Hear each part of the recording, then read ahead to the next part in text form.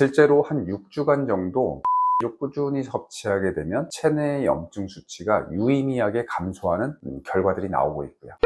네, 안녕하세요. 약과 음식을 함께 처방하는 요리하는 한의사 유승선입니다. 만성염증은요, 우리 몸의 면역세포와 외부에서 들어온 세균이나 바이러스가 싸우는 과정에서 죽은 세포들이나 노폐물들 때문에 발생하게 되는데요. 이 만성염증을 우리 몸에 꾸준히 갖고 있게 되면 심각한 건강 문제를 초래할 수 있습니다. 한의학에서는 십병부담이라는 말이 있습니다. 10가지 병 중에 9가지 병을 일으키는 원인이 바로 담이라는 건데요. 이 담이라는 건 우리가 담 걸렸다 할 때 이 담이긴 해요. 이 담 걸렸다는 여기 노폐물이 있어서 아프다라는 뜻이거든요. 이 담이 바로 만성염증이라고 생각해 주시면 됩니다. 그래서 한의학에서도 이 담을 제거하는 것, 만성염증을 제거하는 것을 난치성 질환의 가장 핵심 포인트로 보고 있어요. 또한 서울대 연구에 따르면 만성염증이 높은 사람은 암발병 위험이 남성은 38%, 여성은 29% 정도 증가한다는 연구 결과도 있습니다. 암 외에도 만성염증은 동맥경화와 같은 심혈관 질환, 알츠하이머 같은 신경퇴행성 질환, 류마티스 관절염 같은 자가면역 질환과 당뇨 등 이런 질환들의 위험을 높이게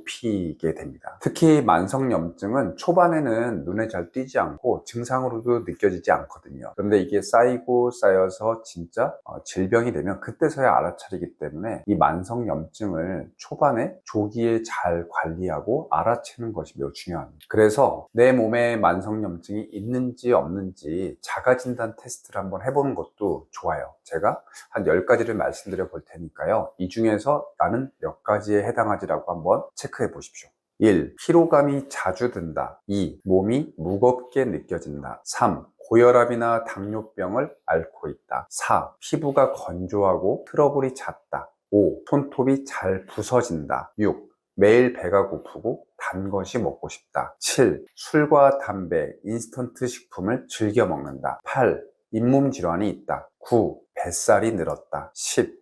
두통이 자주 있다. 네, 말씀드린 부분 중에서 4가지 이상에 해당한다면 만성염증을 의심해 볼 수 있습니다. 그런데 이 만성염증을 예방하고 그리고 치료하려면 어떻게 해야 할까요? 사실 그 중에서 가장 중요한 부분이 음식입니다.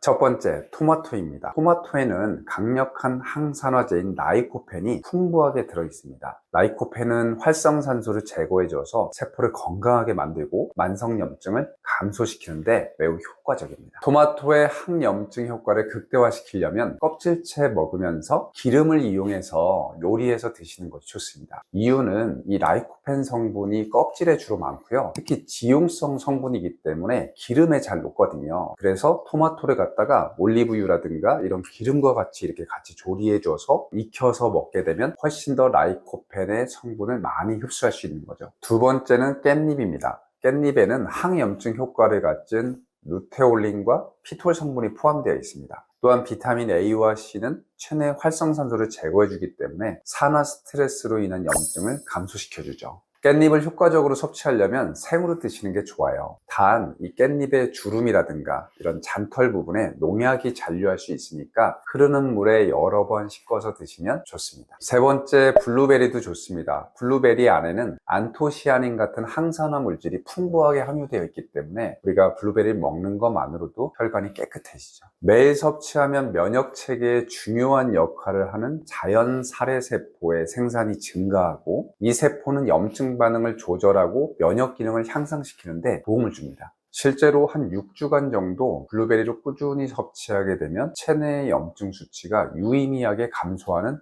결과들이 나오고 있고요. 이외에도 마늘이나 양파, 그리고 오메가3 성분이 풍부한 등푸른 생선, 그리고 항산화 효능이 있는 커큐민 같은 성분을 함유하고 있는 강황, 카레라고 알고 계시면 됩니다. 그리고 베타카로틴 성분이 풍부한 당근 같은 것들이 만성염증 개선에 도움이 될 수 있습니다. 네, 간혹 만성염증에 음식 외에도 도움이 되는 영양제라든가 챙겨 먹으면 좋은 약제가 있냐고 또 추천해 달라고 하시는 경우가 있는데요. 이런 경우에는 저는 한의사로서 공진단을 추천해 드립니다. 이 공진단은 황제에게 진상했던 보약인데요. 당귀, 산수유, 녹용, 사양 같은 성분들이 들어 있습니다. 이 성분들이 인체의 면역력을 끌어올려 주기 때문에 만성염증으로부터 나를 지키고 장기적으로는 만성염증을 없애주는 효능을 가지고 있어서 좋습니다.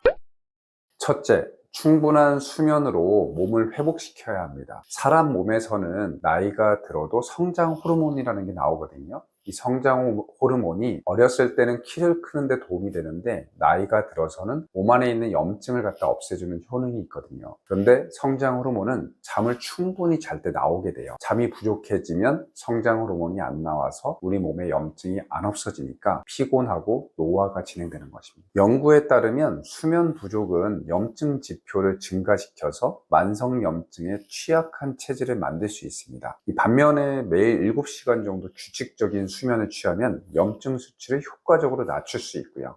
네, 그렇다고 또 너무 오래 주무시는 분들이 있는데요. 그런 것도 좋지 않습니다. 동의보감에서는 너무 오래 누워있으면 기를 상한다라고 나와 있거든요. 허리도 아프고 몸도 무거워지니까요. 둘째는 몸을 규칙적으로 움직여 주시는 것입니다. 하루 종일 앉은 자세로 있게 되면요. 몸 안에 염증이 개선이 안 되기 때문에 앉은 자세를 지속하는 것만으로도 염증을 악화시킬 수 있습니다. 매일 30분 정도 산책하거나 가볍게 스트레칭하는 것만으로도 혈액순환과 림프순환이 원활해지기 때문에 염증 물질이 몸 밖으로 배출하게 됩니다. 격렬한 운동이 아니어도 좋으니까요.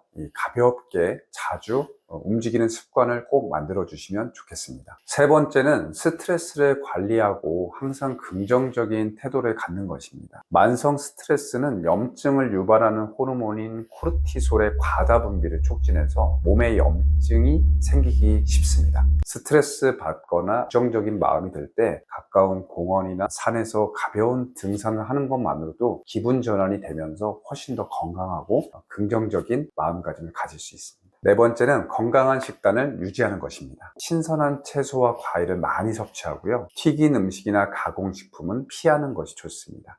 다섯 번째는 충분한 물을 섭취하는 것입니다. 물을 섭취하는 것만으로도 몸 안에 있는 노폐물을 체외로 배출할 수 있고 만성염증을 줄여줄 수 있습니다. 대략적으로 하루에 한 2리터 정도 드시는 것을 추천하고요. 드실 때는 혈액순환에 도움이 되도록 가능하면 미지근하게 드시는 것이 좋습니다. 단 2리터 먹으면 소화도 안 되고 뭔가 좀 불편하고 무겁다라고 하시는 분들이 있을 수 있어요. 이런 경우는 소화 기능이 떨어져서 물조차 소화하기가 어려운 거거든요. 이런 분들은 내가 섭취할 수 있는 양 정도만 드시면 충분합니다.